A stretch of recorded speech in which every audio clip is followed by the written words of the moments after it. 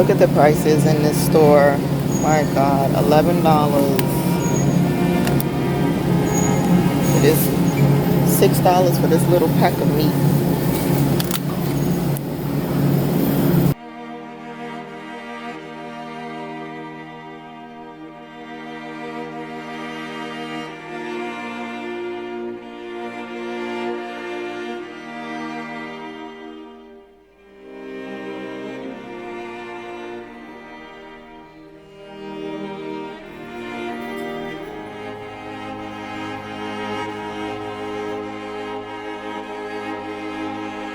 You see how much that food came up to. I didn't even get food. I just got dog treats, dog food.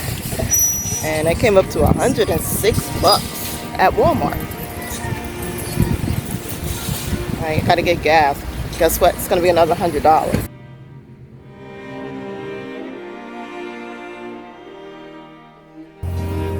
Gas gauge is on E. Gotta fill up the tank. I wonder how much it's going to cost me to fill this up.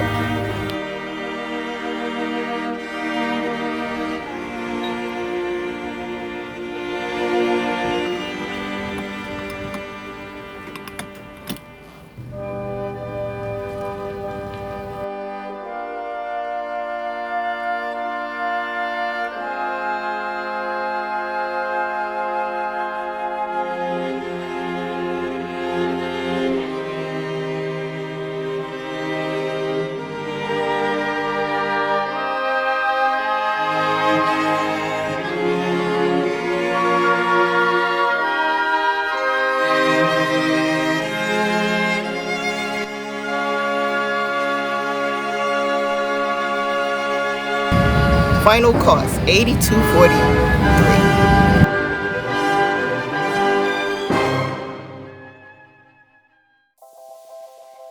Hi, and welcome back to Real Talk with Phases of Angie. I'm Angie, and as you can tell by the title, we're talking about inflation in America. As you can see in the beginning of the video, I did indeed spend over $80 to fill up my tank of gas. I shop at Walmart, and the prices in Walmart are pretty expensive. Those prices are for the Carolinas. And if you live in a different demographic like New York or California, maybe Texas, your prices may be exceedingly higher. So, what do we do? What do we eat? Do we even eat at all? We now have to pick and choose what we will put in our shopping cart and actually bring home. Now, I have told certain family members and also friends, and myself included, and we all now come to the point where, okay, we have coupons, but the coupons still are not enough. And of course, with the high rise of inflation, the salaries do not accommodate. So now we are at a point where we have to pick and choose what we will actually bring home and feed our families. Now, the food that I purchased in the beginning of this video were for my dogs. I did get a little bit of things for myself, like a sandwich. I got a package of strawberries, but the majority of the basket was dog treats and dog food. So what do? We can't starve our family members. We all need to eat, including our pets. If we have to. We have to do what we have to do. What are some of the things that we can do? Now, we can point the finger, and I can point the finger at the government and ask, are they really looking out for us, for our well-being? Do they have our best interest at heart? And over the past couple of years, I honestly want to say they do not. So we have to take care and look out for ourselves. Some people are starting to think that we are paying for the stimulus checks that the government distributed last year. And why do we have to pay that back? We didn't release COVID in the air. We didn't contaminate the whole world. And we, the people, have to pay for it in high-rise taxes, high-rise interest rates, high-rise mortgages. So what do?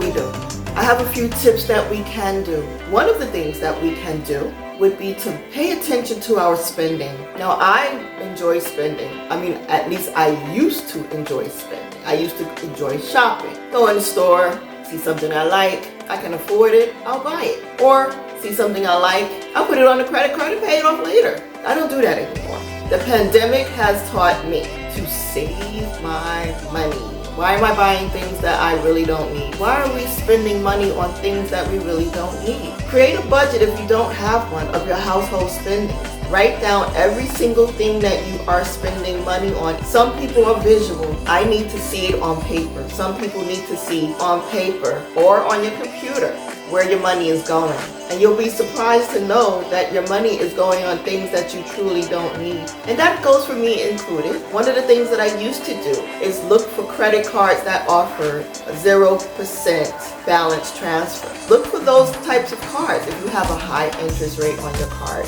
Transfer your balance from that card that's giving you an interest rate of maybe 6% that they're charging you on your credit card. Try to pay off as much as you can, if not all, during the term of that credit card. Now, some of the credit cards may be 18 months, they may be 24 months, and then after that, if you do not pay it off, they will then jack up the interest rate, and they'll jack it up to a high rate too. That's part of the term. However, pay off all or as much as you can. So what I used to do, I would pay off what I could. Because I wasn't paying interest on the balance, I would take the interest that I would be paying on the balance and I would include that into the payoff. Your balance is going to decrease. You're going to see it. Like I said, some people are visual and they need to see things. And you will see your balance decrease. That will make you feel like you're accomplishing a lot. And it really helps. Another thing that we can do is to be mindful of subscriptions that we have. Let's say you have Hulu, you have Netflix, and then you also have cable. So what can you do?